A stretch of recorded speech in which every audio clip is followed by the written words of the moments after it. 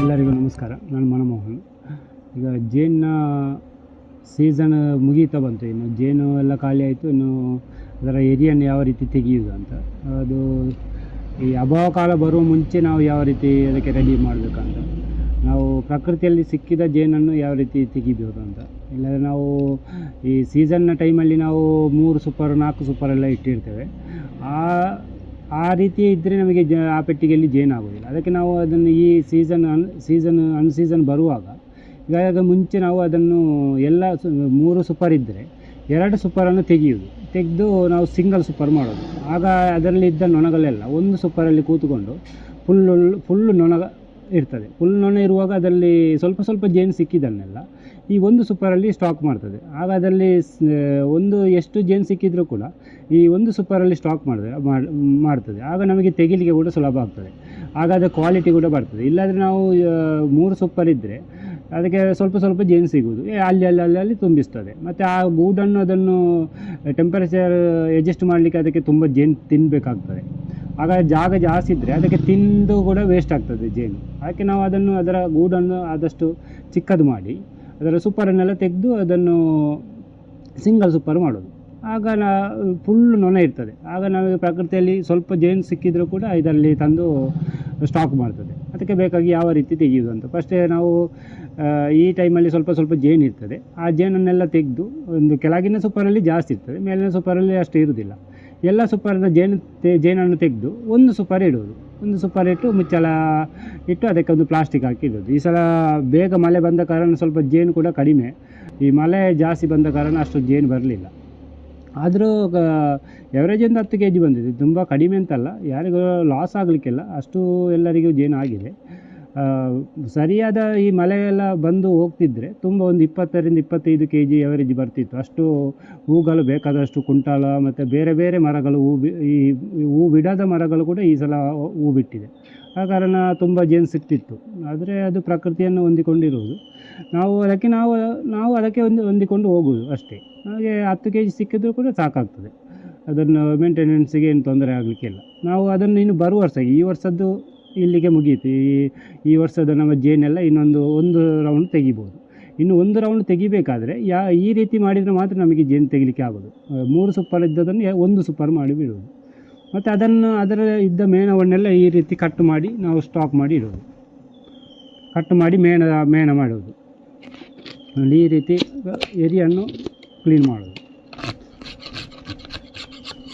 ಇನ್ನು ಈ ಸೂಪರ್ನ ಕೆಲಸ ಇರೋದು ನಮಗೆ ಬರುವ ವರ್ಷ ಫೆಬ್ರವರಿವರೆಗೆ ನಾವು ನಮ್ಮ ಗೋಡನ್ನಲ್ಲಿ ಇರ್ತದೆ. ಇನ್ನು ಪೆಟ್ಟಿಗೆ ಇಡಲಿಕ್ಕಿಲ್ಲ.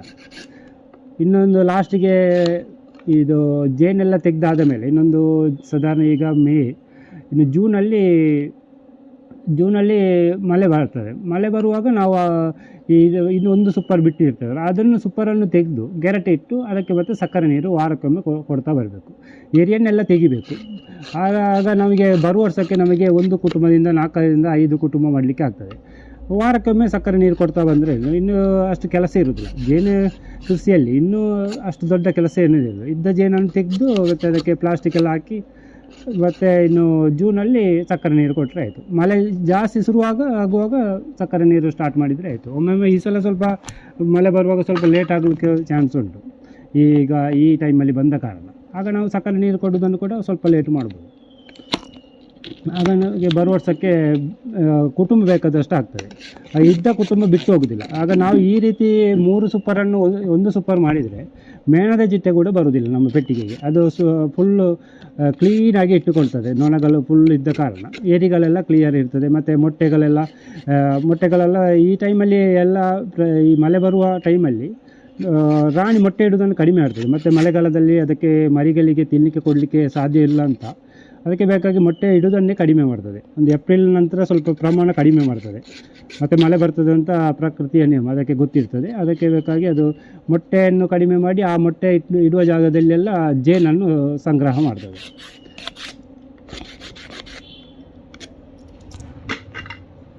ಈ ರೀತಿ ಮೇಣವನ್ನು ತೆಗೆದ್ರೆ ಆಯಿತು.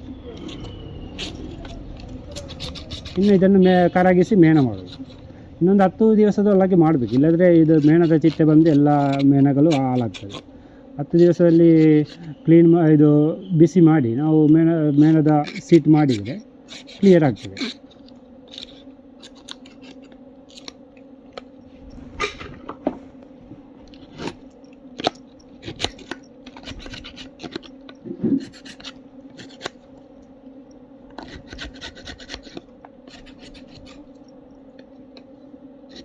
ಇದನ್ನೆಲ್ಲ ಕ್ಲಿಯರ್ ಮಾಡಬೇಕು, ಇಲ್ಲಾಂದರೆ ಅದು ನಾವು ಮಳೆಗಾಲದಲ್ಲಿ ಇಡುವಾಗ ಅದಕ್ಕೆ ಮೇಣದ ಚಿಟ್ಟೆ ಬಂದು ನಮ್ಮ ಈ ಫ್ರೇಮ್ ಕೂಡ ಹಾಳಾಗ್ತದೆ. ಅದಕ್ಕೆ ಇದನ್ನೆಲ್ಲ ಕ್ಲಿಯರ್ ಮಾಡುವಾಗ ಕಾರಣ ನಮಗೆ ಮೇಣ ಕೂಡ ಸಿಗ್ತದೆ. ನಾವು ಬಿಸಿ ಮಾಡುವಾಗ ಅದಕ್ಕೆ ಮೇಣಕ್ಕೆ ಕೂಡ 300ರಿಂದ 350 ರೂಪಾಯಿ ರೇಟ್ ಉಂಟು, ಅದಕ್ಕೆ ಕೂಡ ಒಳ್ಳೆ ಡಿಮಾಂಡ್ ಉಂಟು. ಆದ ಕಾರಣ ಇದು ಕೂಡ ಇದರಲ್ಲಿ ಯಾವುದೇ ವೇಸ್ಟ್ ಅಂತ ಇಲ್ಲ. ಜೇನು ಕೃಷಿಯಲ್ಲಿ ಎಲ್ಲ ಯೂಸ್ ಆಗುವಂಥದ್ದು. ನಾವು ಅದನ್ನು ಮಾಡುವ ಟೈಮಲ್ಲಿ ಕರೆಕ್ಟ್ ಮಾಡಿದರೆ ನಮಗೆ ಎಲ್ಲ ಇನ್ಕಮ್ ಸಿಗ್ತದೆ.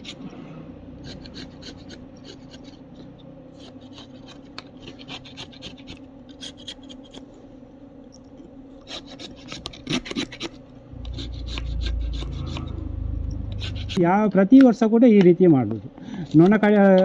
ಜೇನು ಕಡಿಮೆ ಆಗ್ತಾ ಬರುವಾಗ ಇನ್ನು ಸೂಪರನ್ನು ಕೂಡ ಡೌನ್ ಮಾಡೋದು. ಆಗ ನಮಗೆ ಈ 2 ಸೂಪರಲ್ಲಿ ಮಾಡುವ ಜೇನನ್ನು ಒಂದೇ ಸೂಪರಲ್ಲಿ ಸ್ಟಾಕ್ ಮಾಡಿರ್ತದೆ.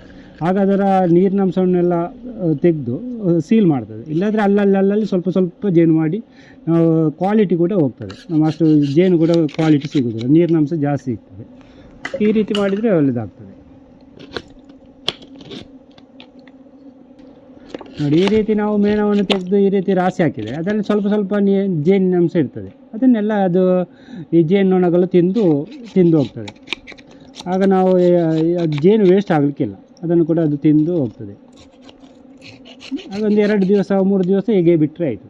ಆಗ ಅದರಲ್ಲಿದ್ದ ಜೇನಿನಂಶವನ್ನೆಲ್ಲ ತೆಗೆದು ಕ್ಲಿಯರ್ ಮಾಡಿ ಇರ್ತದೆ. ಮತ್ತು ನಾವು ಅದನ್ನು ಮೇಣ ಮಾಡಿದರೆ ಆಯಿತು.